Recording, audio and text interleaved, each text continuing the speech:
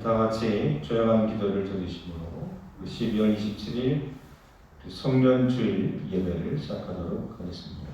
다 같이 기도하겠습니다.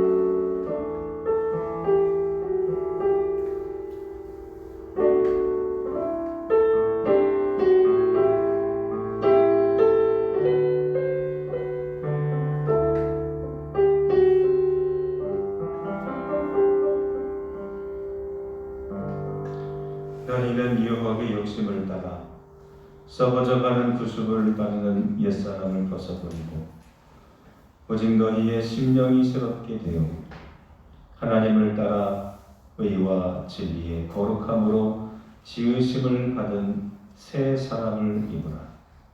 그런즉 누구든지 그리스도 안에 있으면 새로운 피조물이라. 이전 것은 지나갔으니 보라 새 것이 되었도다. 아멘. 찬송가 78장 찬송합니다. 찬송가 78장입니다.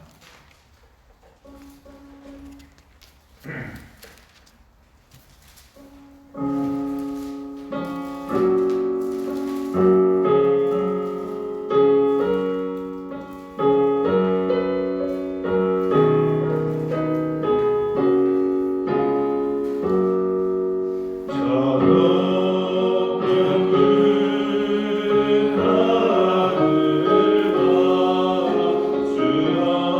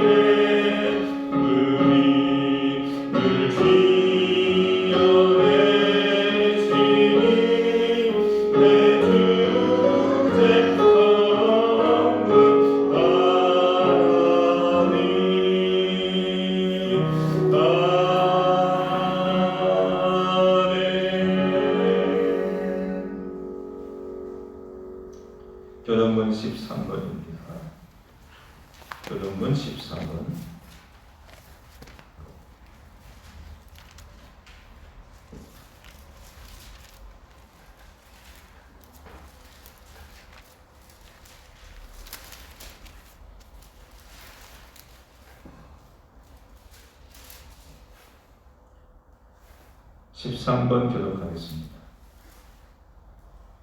여호와는 나의 목자시니 내게 부족함이 없으리로다.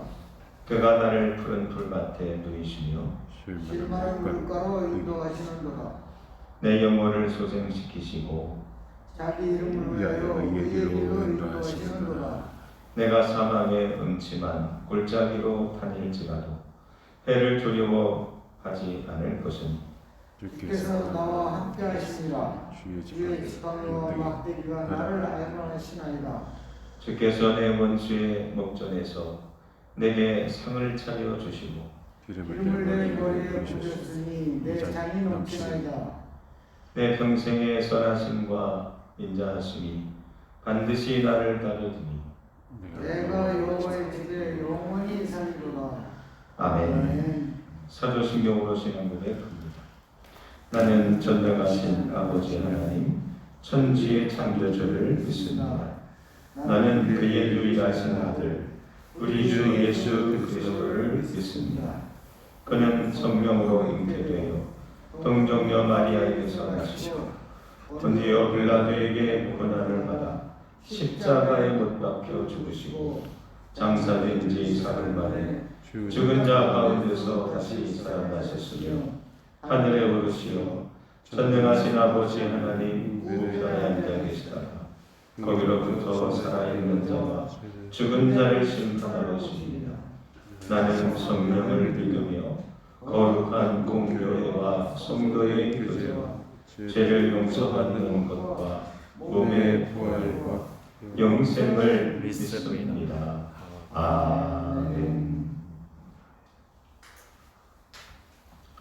오늘 주시는 하나님의 말씀은 신약성경 요한복음 10장 22절부터입니다. 요한복음 10장 22절입니다.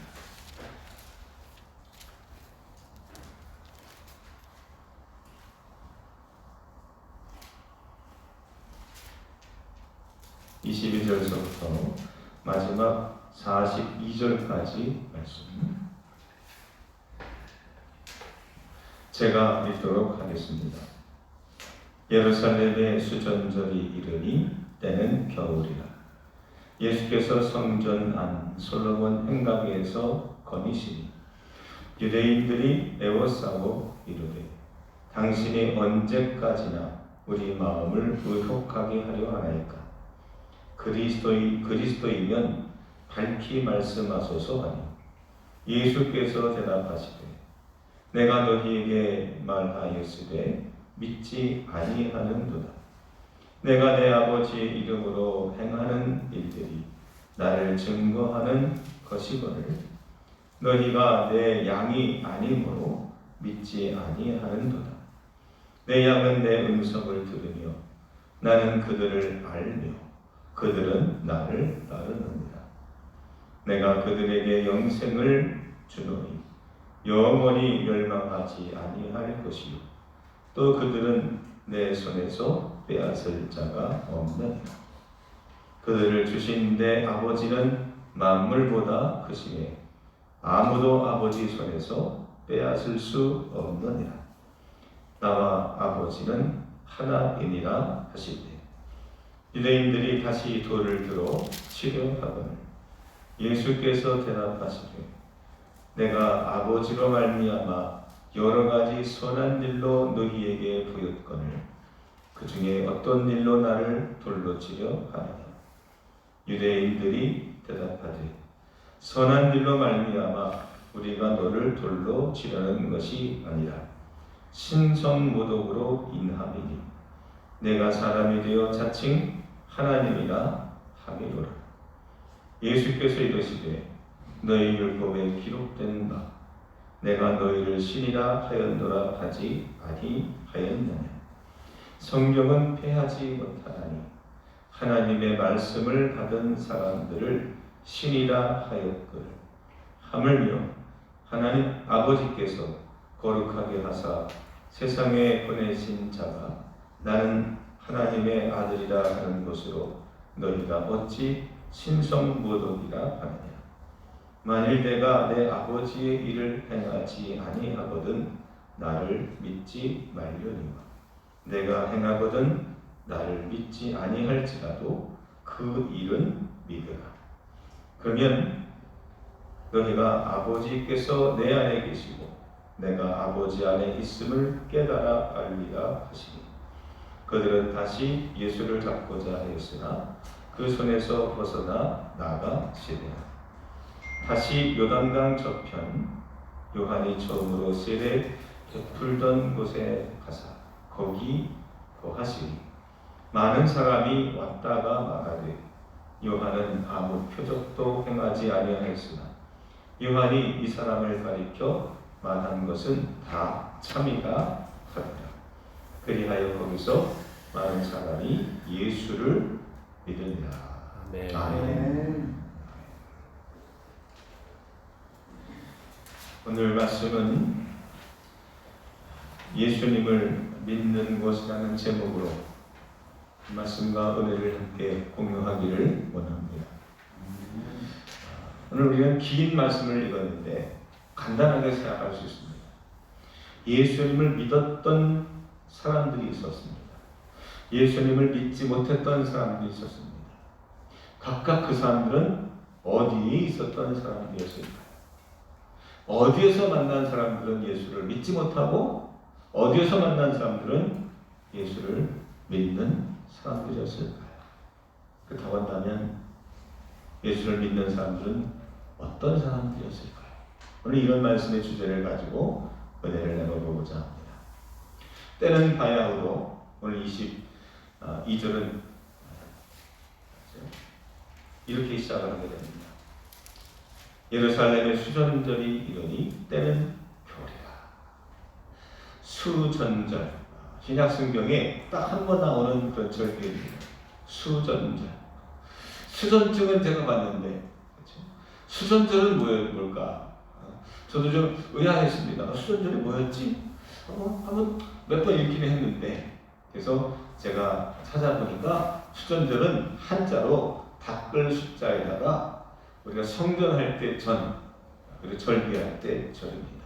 즉 성전을 깨끗하게 하는 절기, 이런 뜻입니다. 역사적인 배경은 그렇습니다. 기원전 164년에 이 마카베오라고 하는 이 가문과 그리고 형제들이 그 당시 예루살렘 성전을 더럽혔던 그 수리아의 안티오코스 에피파네스 4세가 이 예루살렘 성전을 파괴하고 거기다가 아주 더러운 그런 이방신을 섬기고 거기서 이방신에 대한 예배 행위를 행하자 여기에 격분했던 이 마케베오 형제와 그리고 그들을 따르는 많은 수많은 유대인들이 거기서 독립운동을 해서 그 무지막지한 그 안티오코스 에피파네스를 물리치고 성전을 다시 되찾고 깨끗하게 했다.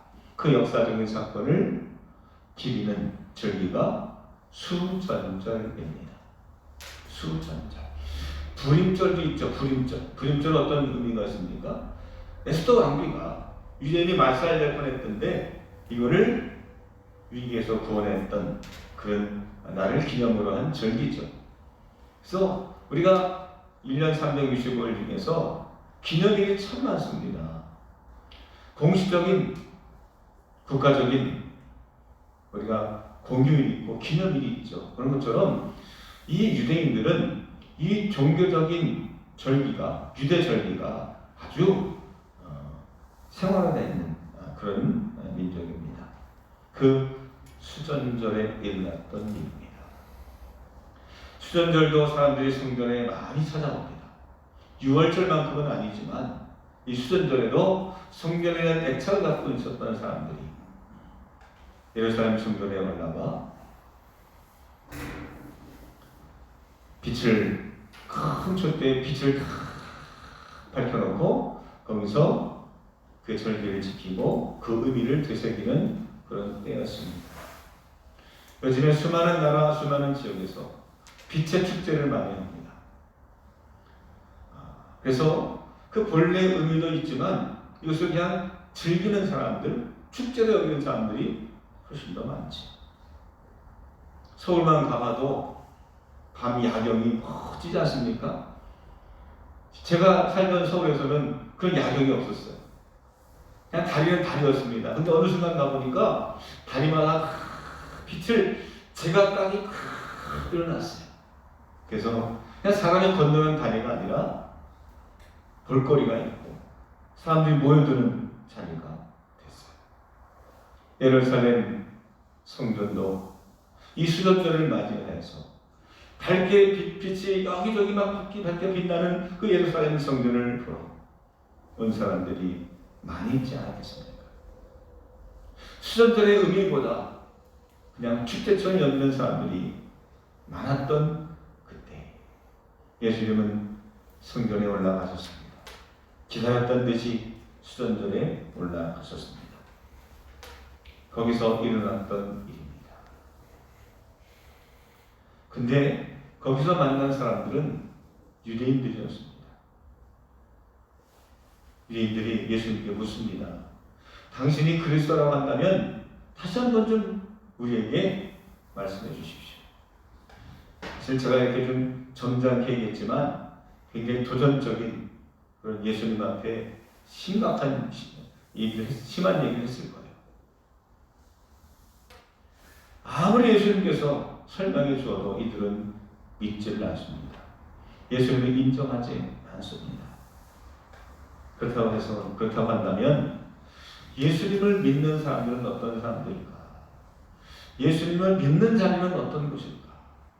우리가 지금 있는 이 자리는 예배가 행해지고 절기를 지키고 많은 사람들이 모여들고 수많은 여러 가지 프로그램들이 있다 할지라도 예수를 과연 믿는 자리인가?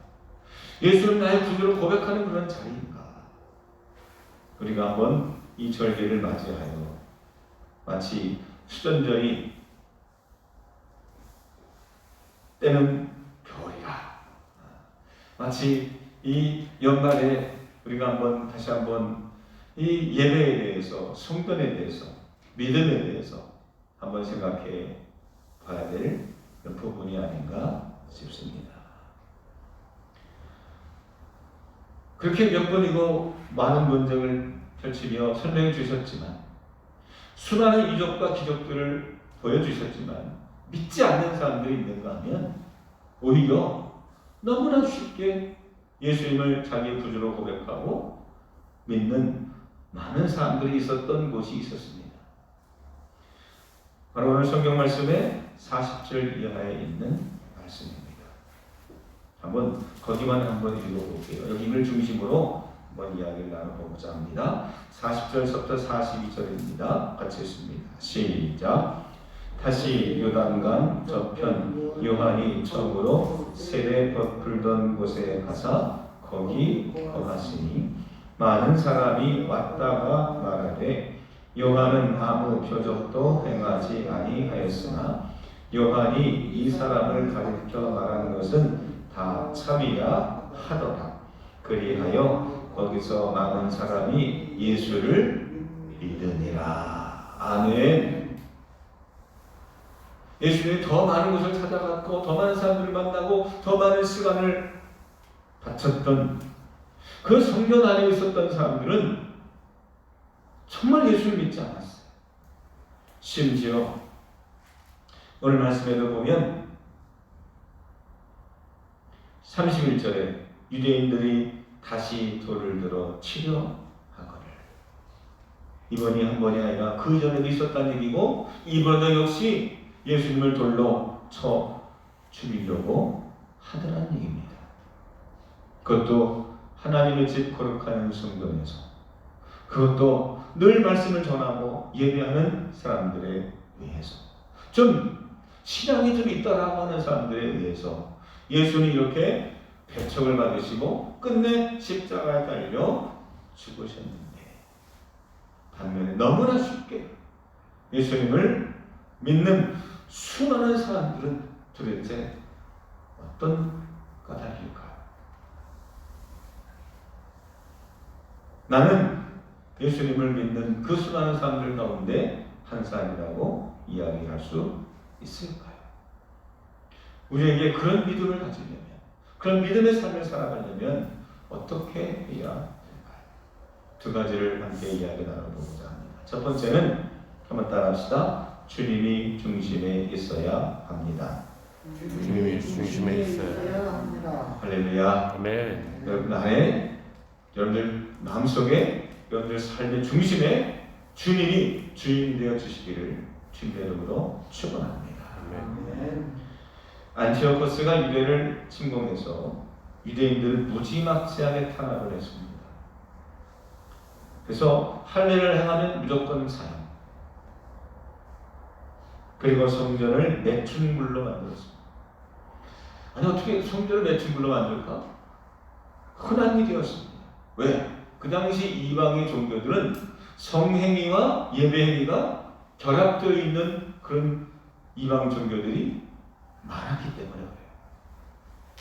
그래서 고린도 교회도 그 고린도의 그 가장 높은 그 뒷산에 성지가 있는데, 이방의 신전이 있는데 거기가 매춘하는 곳이었어요. 그러니까 상상이 안 되잖아요. 그래서 유대인들은 세상 사람들이 너무나 당연하게 하는 이 행위들이 이건 기가 막히고 코가 막히고 환장을 누르시죠. 상상할 수 없는 이야기잖아요. 가증스러운 제물, 즉 돼지죠.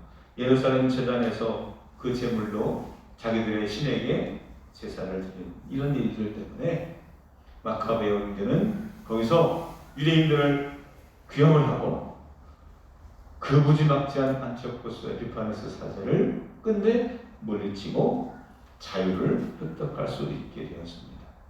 그래서 하스몬 왕조라고 하는 그 다윗 왕조가 아닌 하스몬 왕조라고 하는 그 한 몇백 년 동안의 독립 시대를 가질 수 있었습니다. 그 절기를 지키기 위해 모였던 사람들. 그러나 우리 예수님은 그런 사람들에게 예수 그리스도가 누구신지를 밝혀주셨습니다. 그 세상의 빛처럼 내가 이 땅에 이 죄악의 어두운 세상에 빛을 비춰주러 온 빛 그 자체다. 너희들이 성전에 밝히는 그 빛처럼 내가 이 성전의 중심이고, 내가 성전 하나님의 집을 비추고, 내가 세상을 비추는 참 빛임을 드러내신 것입니다. 요한복음 8장 12절에 주님은 이렇게 말씀하셨습니다. 나는 세상의 빛이니 나를 따르는 자들은 어둠에 다니지 아니하고 생명의 빛을 얻으리라. 그렇습니다. 예수님이 굳이 이 수전절에 예루살렘 성전에 올라가신 이유는 세상의 중심, 성전의 중심, 바로 생명의 빛으로 오신 예수님 자기 자신을 드러내고 알리시고 깨닫게 하시기 위함이었습니다. 사랑하는 성도 여러분, 그렇습니다. 믿음 있는 사람들은요, 모든 삶의 중심에 누가 계시느냐? 예수 그리스도가 있는 줄로 믿습니다. 성탄절만 예수님을 얘기하는 게 아닙니다. 당연히 부활절에도 예수님을 이야기하는 거죠. 추수감사절도 내가 수확한 곡식의 의미가 아니라 예수님이 중심이 되셔야 합니다. 더 나아가서 이제 며칠 앞으로 다가온 성구영신 예배의 이 예배도 그 중심에 누가? 예수 그리스도가 함께 하게 되기를 주님의 이름으로 축원합니다. 고린도후서 5장 17절에 주님은 이렇게 말씀하십니다. 누구든지 그리스도 안에 있으면 새로운 피조물이라. 이전 것은 지나갔으니 보라 새 것이 되었더라. 성경신 예배 때 많이 인용하는 말씀이죠. 사도 바울에 의해서 주님 우리에게 이렇게 말씀하시는 거예요. 이전 것은 지나갔으니 보라 새 것이 되었다. 이게 중요한 게 아니라 그 앞에 누구든지 그리스도 안에 있으며, 그리스도 안에 있다는 말은 믿으면이라는 뜻이에요. 예수님을 나의 구주로 믿으면 이전 것은 지나가고 새로운 피조물로 새 것이 된다. 성무용신 예배가 뭡니까? 오래된 것은 보내고 새로운 것은 맞이한다는 거죠. 단순히 시간에 전이 되는 것이 아닙니다. 달력이 바뀌고 연도가 달라지는 건 의미가 아닙니다. 우리가 새로워지게. 어떻게 새로워지느냐? 내가 그래 내년부터 내가 다이어트를 할 거야. 내년부터 내가 꼭 내가 주일 성수할 거야. 이게 아니라 내가 그리스도 안에 있어. 그리스도 안에 있어. 주님 안에 있으면 자연스럽게 우리는 새롭게 삽니다. 새롭게 살 수밖에 없습니다. 이 새로워지는 것은요, 이번 성무용신 예배뿐만이 아니라 매일매일 매 순간순간마다 우리가 이루어져야 될 신앙의 결단이요, 삶의 자세가 아니겠습니까?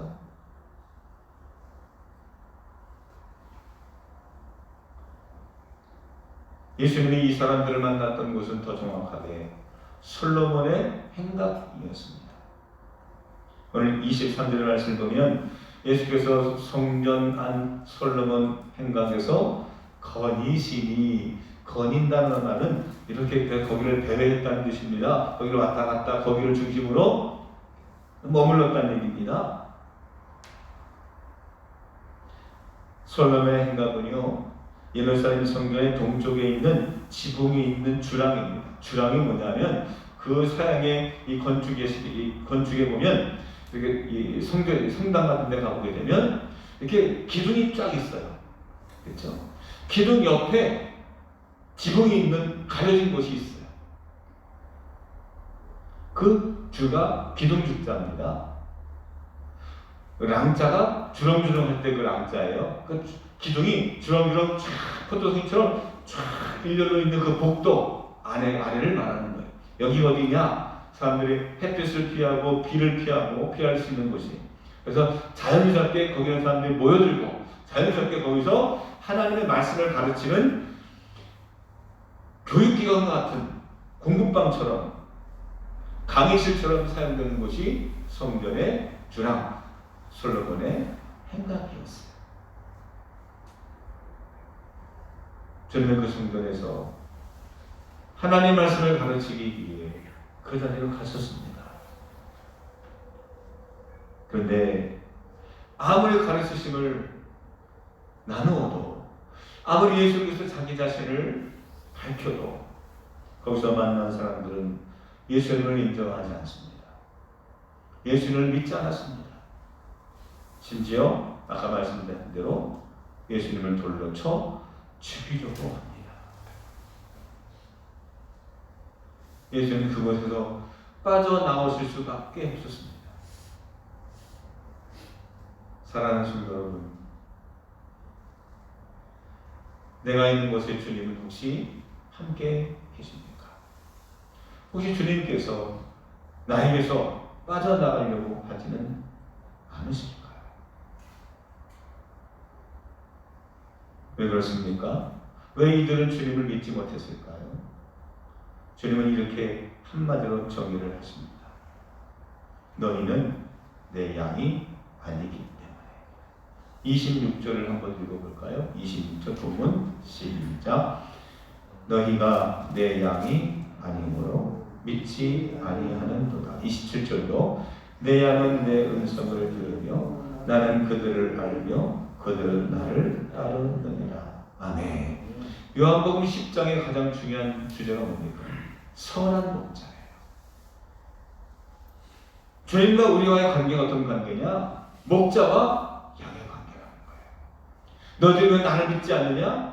너희들 목자라고 생각하지 않기 때문에 너희들을 믿지 않는구나, 이 얘기입니다.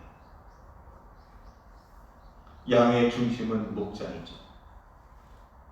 양에서 가장 힘센 양이 중심이 아닙니다. 가장 큰 왕이 중심이 아닙니다. 아무리 수천 마리가 있을지라도 양의 중심은 목자예요. 목자가 가면 양들을 따라갑니다. 목자가 인도하는 대로 움직이죠. 여러분, 우리 인생의 중심은 예수 그리스도이십니까? 주님 말씀하시면 내가 가고, 주님이 말씀하시면 내가 멈추고, 내가 주인이고 내 말이 법이고, 오늘 유대인들은 왜 예수님을 인정하지 못했습니까? 예수님을 자기 자신의 주인으로 인정하지 않았기 때문입니다. 그들의 마음속 중심에는 예수님은 없었어요.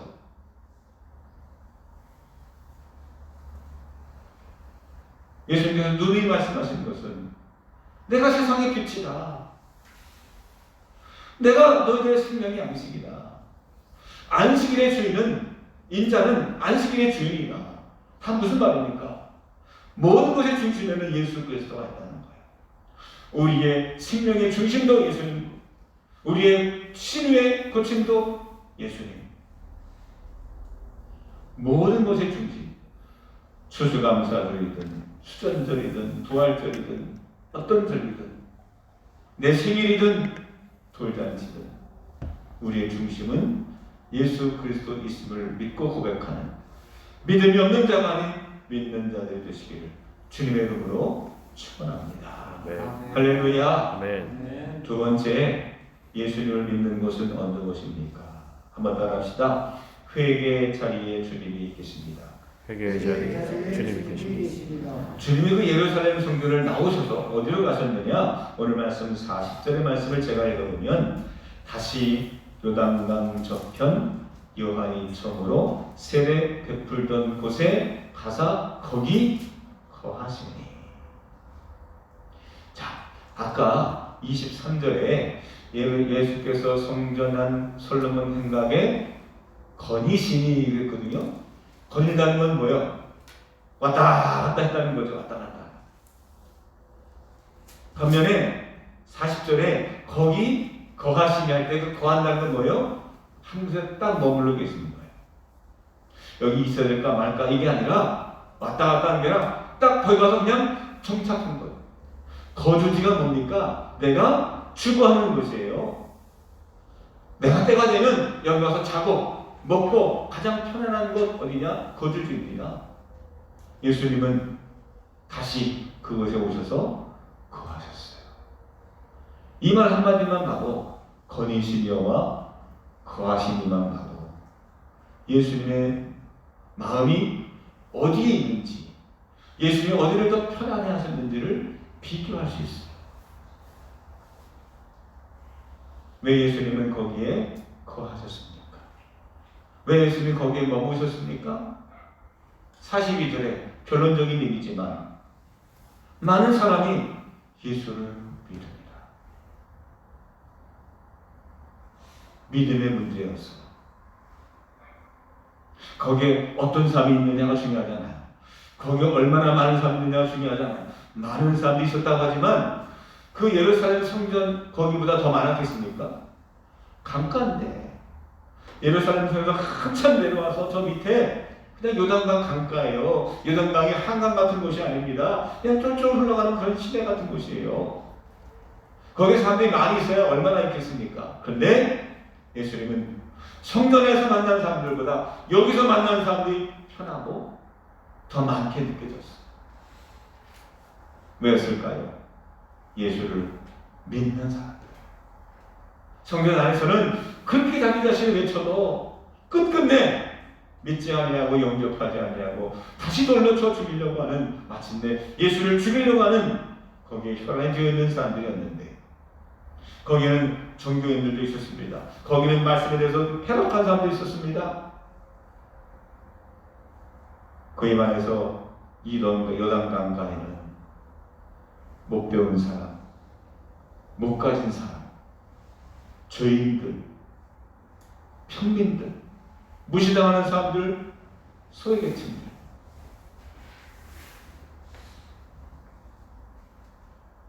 근데 여기 있는 사람들은요, 뭐 때문에 예수 믿었을까요? 기적이 일어났기 때문에 아니었습니다. 오늘 41절 말씀을 가만히 읽어보세요. 이 사람들이 예수를 믿게 된 동기, 원인, 결정적인 근거가 뭐였는지. 자, 41절만 같이 읽겠습니다. 시작. 많은 사람이 왔다가 요한은 아무 표적도 행하지 아니하였으나 요한이 이 사람을 가리켜 말한 것은 다 참이라 하더라. 아멘. 요한이 무슨 표적을 해놓은 것도 아닙니다. 근데 그 세례 요한이 아마 이 사람들은 세례 요한의 세례를 받았던 사람들이든지 아니면 그것을 흠모했던 사람들이었을 거예요. 근데 이 사람들이 와서는 뭐라고 어떻게 생각하느냐? 그 나에게 세례를 준 세례 요한이 이 사람의 말은 맞다, 올바르다, 참되다 라고 그 한 얘기를 들은 사람들이에요. 예수님이 뭔가 기적을 해줬기 때문이 아닙니다. 누군가 세례 요한의 말을 입을 통해서 전해준 그 말, 이 사람의 말은 참돼. 이 말씀만 믿었어요. 그 말씀에 의해서 예수를 믿은 거예요.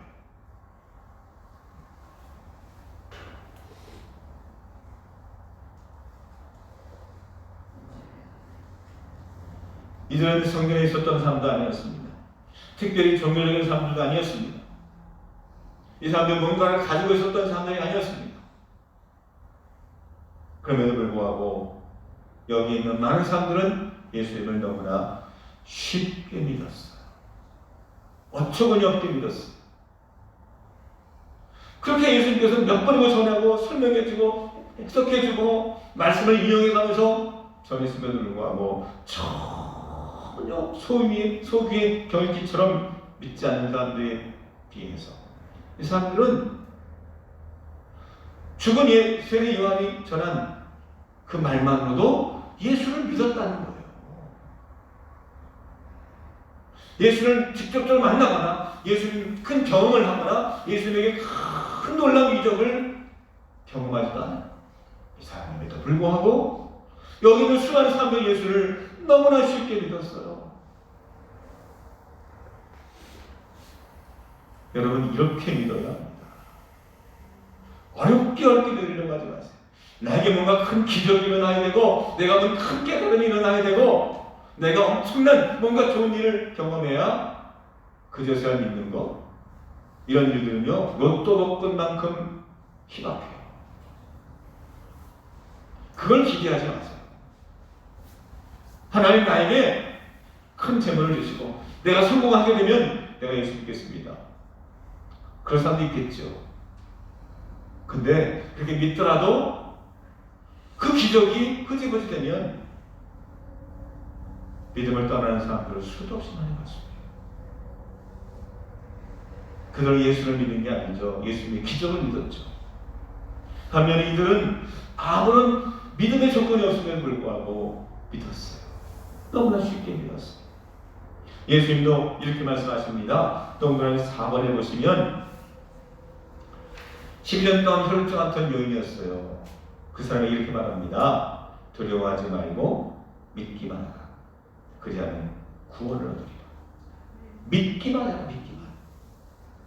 다른 거 다 필요 없다. 그냥 믿기만 해라. 오늘 성경 본문의 말씀만 봐도 10장의 말씀만 봐도 믿는다는 얘기가 얼마나 많이 나옵니까? 예루살렘에서 만난 사람들에게 얘기합니다. 야 37절에 보십시오.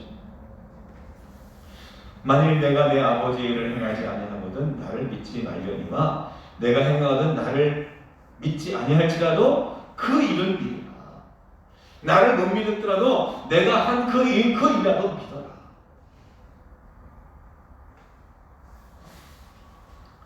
예수를 너무나 쉽게 인정했던 사람들은 특징이 있습니다. 병자든 죄인이든 소외받은 사람들이든 여자든 어린아이든 특징이 있습니다. 쉽게 믿는 사람들의 특징이 있습니다. 오늘 이 요단강가에 모였던 사람들하고 똑같습니다. 쉽게 믿는 사람들 어떤 사람들이냐? 한번 따라합시다. 겸손한 사람. 겸손한 사람. 누구요? 겸손한 사람. 겸손한 사람. 겸손이 뭡니까? 자기 자신을 낮출 줄 아는 사람이에요. 도대체 믿지 않을 사람은 어떤 사람입니까? 교만한 사람. 알기 때문에 가진 것이 많기 때문에 나는 할 수 있는 능력이 있다고 생각하기 때문에 교만한 사람. 아는 게 죄가 아니에요. 많이 가진 게 죄가 아니에요. 그것 때문에 겸손하지 못하는 게 죄예요. 그래서 부자가 하늘나라 가기 어렵다라고 말씀하신 까닭은 부자라기 때문이 아니라 돈을 갖고 있었기 때문에 교만한 사람이기 때문에 하늘나라기가 어려운 거예요.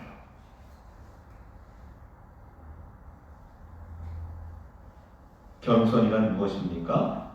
하나님 말씀 앞에 나를 낮추는 거예요. 아까 첫 번째 이야기와 똑같아요. 내 중심에 주님이 계신 사람. 이게 다른 말로 말하면 겸손이에요. 왜? 내 인생의 왕이 누구냐? 내가 아니에요. 주님이에요. 내가 갈 거냐 말 거냐 결정을 누가 해요? 내가 하는 게 아닙니다. 돈 때문에 하는 게 아닙니다. 사람 많이 간다고 하는 게 아닙니다. 주님이 가라면 가는 거예요.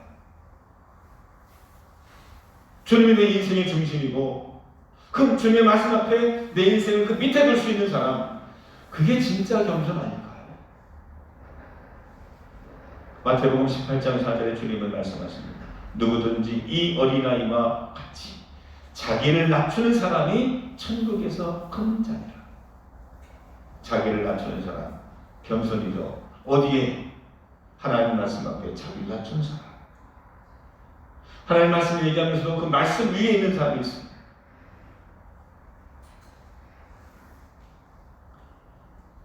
예수님도 겸손하셨던 분이에요. 예수님도 하나님의 아들이시지만 우리나라는 법치주의죠. 대통령도 그 법 아래 속해 있는 나라가 법치주의입니다. 말씀 앞에 우리는 누구도 동등하거나 뛰어나지 못합니다. 예수님도 이렇게 말씀하셨어요. 예수님도 세례 요한에게 세례를 직접 받으시고 겸손하게 무릎을 꿇고 요한에게 받으셨어요. 요한은 아니 내 뒤에 오시는 분은 내가 신들의 불기도 감당할 수 없는 그런 대단하신 분입니다. 그럼에도 불구하고 예수님은 그 세례 요한에게 세례를 받으셨어요. 그래서 어떤 일이 벌어집니까? 하늘에서 하늘이 열리고 이는 내 사랑하는 아들이요 내 기뻐하는 자라. 하나님께서 인정하시지 않았습니까? 뭘 보고 인정하셨어요? 겸손입니다. 나는 이 땅에 섬기를 받으려 하는 것이 아니라 섬기러 왔다라고 말씀하셨어요. 우리 스스로 자기 자신을 낮추며 섬기셨던 주님에게서 뭘 배워야 됩니까? 겸손의 덕목을 배워야 합니다. 주님도 말씀하십니다. 동그라미 6번 마태복음 11장 29절에 나는 마음이 온유하고 겸손하니 나의 멍에를 메고 내게 배우라. 그리하면 너의 마음이 쉼을 얻으리니. 말씀을 정리합니다. 예루살렘 성전의 솔로몬의 행각과 그리고 거기서 멀리 떨어져 외딴 곳에 있는 그 요단강가 베단이라고 얘기합니다. 주님은 어디에 계시기를 더 좋아하셨을까요? 하나님은 어디에 있는 사람들을 천국으로 인도하셨을까요? 이 땅의 천국과 가장 가까운 곳은 어디입니까?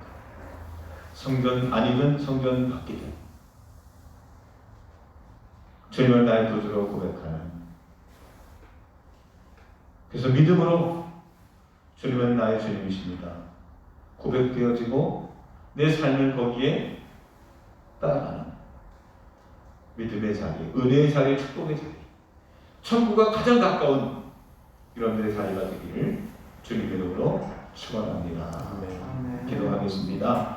사랑과 은혜가 충만하신 하나님 아버지, 저희들이 은혜의 자리, 믿음의 자리에 서기를 원합니다. 성전 아니든 밖이든 이 시간 성전 안에 있든 집에서 예배를 드리든 내 중심에 주님이 함께 계셔서, 그리고 내가 주의 말씀으로 겸손하게 무릎 꿇고 기도하며 예배할 때 그 자리가 믿음의 자리요 그 자리가 천국이 될 줄로 믿습니다. 오늘도 하나님 말씀 앞에 예배하는 이들을 기억해 주시고 이 마음이 세상에서도 지속될 수 있도록 성령으로 함께하여 주옵소서. 예수님 이름으로 기도합니다. 아멘. 아멘. 찬송가 235장입니다. 찬송가 235장 1절 4절만 찬송하고 하나님 앞에 예배를 드리도록 하겠습니다. 235장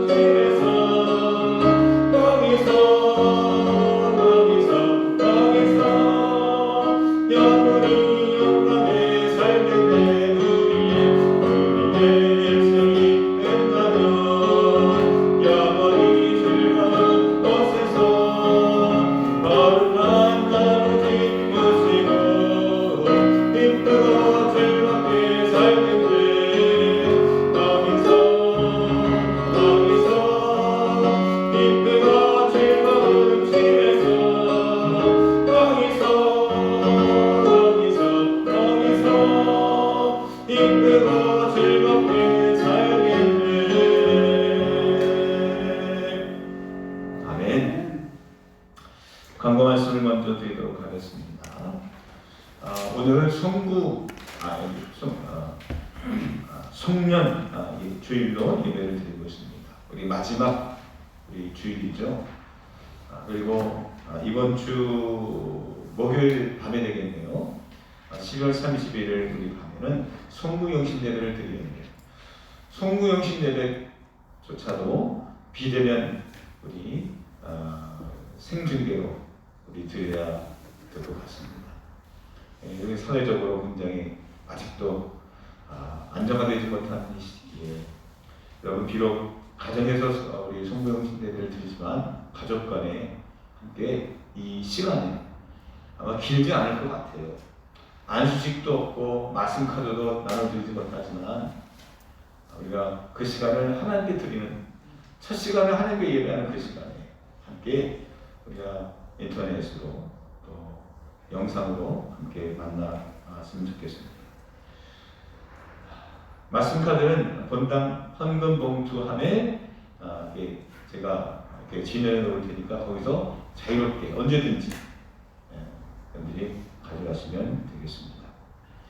헌금하실 분들은요 꼭 한번 좀 이걸 기억하십시오. 보니까 너무나 지금 재정부에서 너무 좀 수고 많은데 굉장히 혼란하고 힘든 부분이 하나 있어요.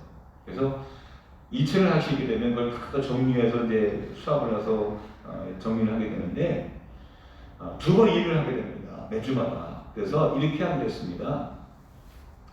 오늘 주일 헌금을 직접 드린 거 말고 이체하시는 분들은 토요일까지 미리 여러분들 입금을 해주시면 그러면 오늘 주일날 재정부에서 정리를 할 때 재정부장님이 어떻게까지 통장을 정리해서 어떻게까지 입금한 것을 오늘 주일 헌금에 계산을 하고 결산을 해서 다음 주에 우리 주보에 나가도록 하겠습니다.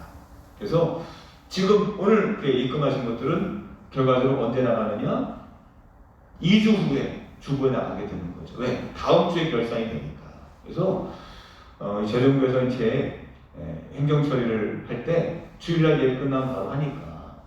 그래서 여러분들이 미리 주일 헌금이나 또 오늘 드려질 예물들은 그 전날 미리 이체를 해주시면 그렇게 행정적으로 그렇게 한 번만 딱 모여서 할 수 있잖아요. 그 재정부장님이 고민을 하시는 거예요.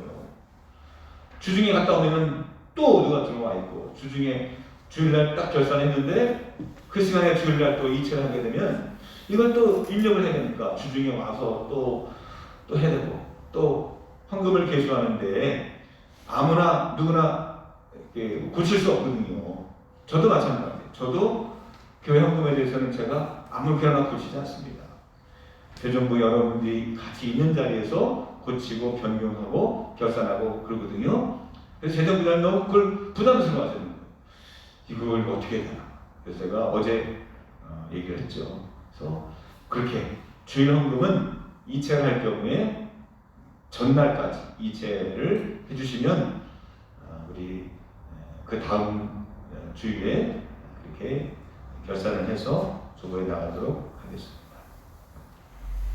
당해무역회 결과는 주보를 보시면 2020년 결산, 또 2021년 예산 주보에 나온 것으로 보고를 대신하도록 하겠습니다. 임원 및 사역장은 작년과 동일합니다. 교회 달력은 제가 직접 좀 어렵더라도 좀 시간이 힘들더라도 방문해서 전해드리도록 그렇게 하겠습니다. 사역장 기도회가 이번 주 토요일날 오후 3시 교육관에서 있습니다. 새해 첫 번째 맞이하는 우리 사역장 회의고 또 내년도 2021년도를 진행하는 데에 저희들이 기준을 세우려고 합니다. 사역장들은 기억하시기를 바랍니다. 제가 마지막으로 헌금 기도하고 축복으로 예배를 마치겠습니다. 은혜의 하나님 저희들이 어디에 있든지 간에 주님께서 기뻐하시는 자리, 주님을 나의 구주로 고백하고 내 삶의 중심에 그 자리에 주님을 바라보며 믿음으로 사는 주의 백성들이 되게 하옵소서. 믿음이 없는 자가 아니라 믿는 자가 되게 하시고 어렵게 믿는 것이 아니라 쉽게 주님을 나의 구주로 고백하는 이 어려운 때에 그 믿음으로 세상을 이기며 나가는 하늘 백성이 되게 하옵소서. 하나님, 너무나 힘든 시기를 사는 이들이 있습니다. 경제적인 어려움, 또 정신적인 그런 고통들, 또 영적인 그런 방황들, 하나님께서 이제 저들의 마음을 주장해 주셔서 정리할 것은 정리하게 하시고 인정할 것은 인정하게 하시고 우리가 주님 안에 거하는 자가 되게 하셔서 믿음 없는 자가 아닌 믿는 자라고 칭찬받는 축복과 은혜의 사람들 되게 하옵소서. 저 앞에 드려진 예물들이 있습니다. 물질을 드린 것이 아니요 우리의 마음과 우리의 믿음을 드린 것이오니 하나님께서 저들의 믿음을 보시고 놀라운 역사와 은혜로 함께하여 주옵소서. 이제 말씀을 듣고 성전을 떠나가는 이들을 삼고 하나님께서 동행해 주셔서 어느 곳에 있든지 간에 생명의 빛 되신 예수님을 따라 빛의 잔으로 세상을 비추는 자 되게 하옵소서. 이제는 성부, 성자, 성령 삼위일체 하나님께서 영원토록 함께 하실지어다. 아멘.